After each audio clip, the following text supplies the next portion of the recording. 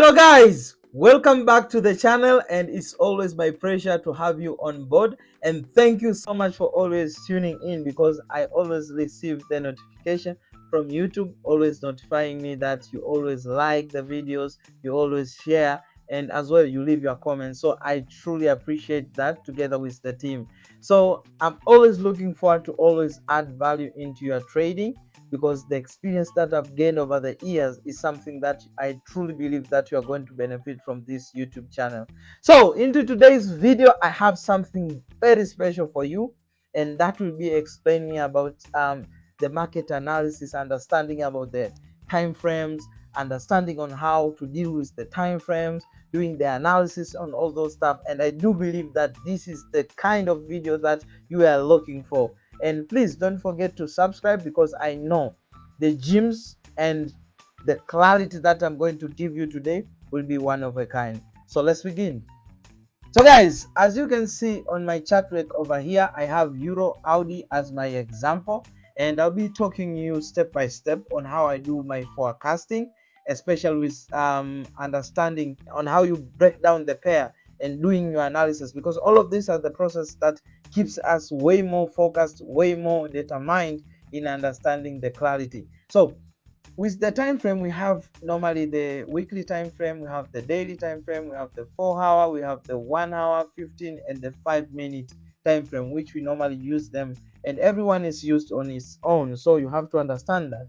Now when it comes to weekly time frame, we normally use it over the weekend, because that is giving us a clear picture of what the price did from last week and what we are expecting for the price to do in the coming week. When it comes to the daily, we normally get some insight of what the daily momentum and the daily price telling us where we are positioned, how the structure is looking for the day, and what can likely happen for the day. So that's why we use the daily time frame. Now when it comes to 4 hour, I normally love to call this the confirmational time frame, because any trades that I've executed and resulted to be either a break even, a win, or sometimes a good loss, is that you'll find they have the confluence from the 4 hour. So 4 hour always confirms to us that okay, the direction that we are in is the one that we are supposed to focus in, and if any positions are ready and we are given that opportunity with the lower time frame, which is the 15 and the 5, sometimes the 15, the 1 hour is always giving us that clarity. So when you come to 1 hour, now 1 hour is our entry time frame. So starting from 1 hour, 15, and the 5 minutes, all of these are our entry time frame.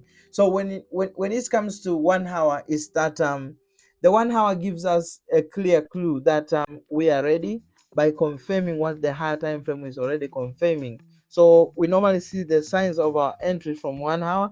Then from there we decide either we filter that down to 15 minutes or we refine it to 5 minutes. That's the reason behind. So if the 1 hour doesn't permit you, then don't look for that trade, even if it looks as clear as day. Let me start just with weekly time frame, because I want to show you how the time frames are used and interconnected.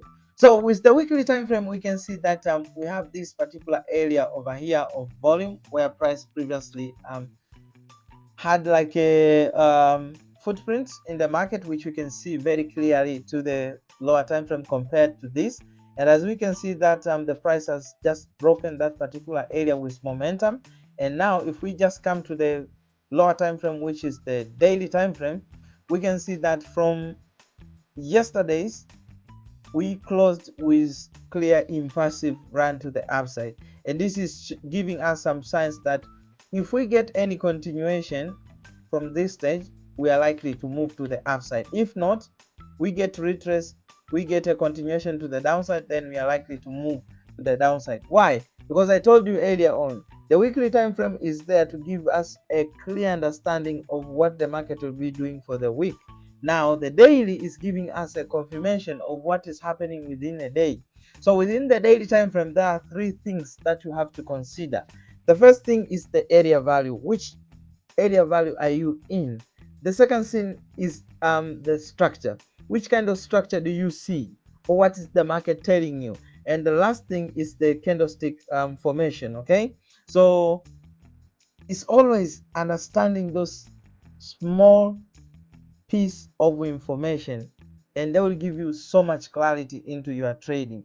So for instance, when I come to the daily time frame, I can already understand, okay, in my value area I already have, so it's A, which value area, then you have structure and what, candlestick formation. Okay, these are the three things that we have to consider. So with the area, I can see we dropped there with momentum, so it's a momentum run to the upside. However, it's not yet being confirmed. We have to use other time frame to confirm on that. However, I'll ask myself the second question, which, do I see any structure over here? I can see that because I can see this, I can see this, I can see this, I can see this. And if I interconnect this, I get something over there, which is something like that. It's a reversal structure that I can totally understand that.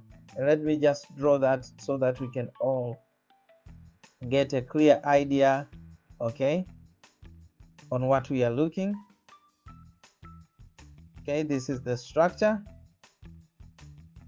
What are the candlesticks telling us? They are showing us some good signs or some clear momentum signs that we are likely to keep pushing to the upside. So it's a momentum to the upside. Now we'll move to the 4-hour to confirm us with that. Let me just put the structure more well so that you can clearly understand. Okay, yes, the structures are now looking even more clear and better. And yes, I think there we can get a clear understanding now.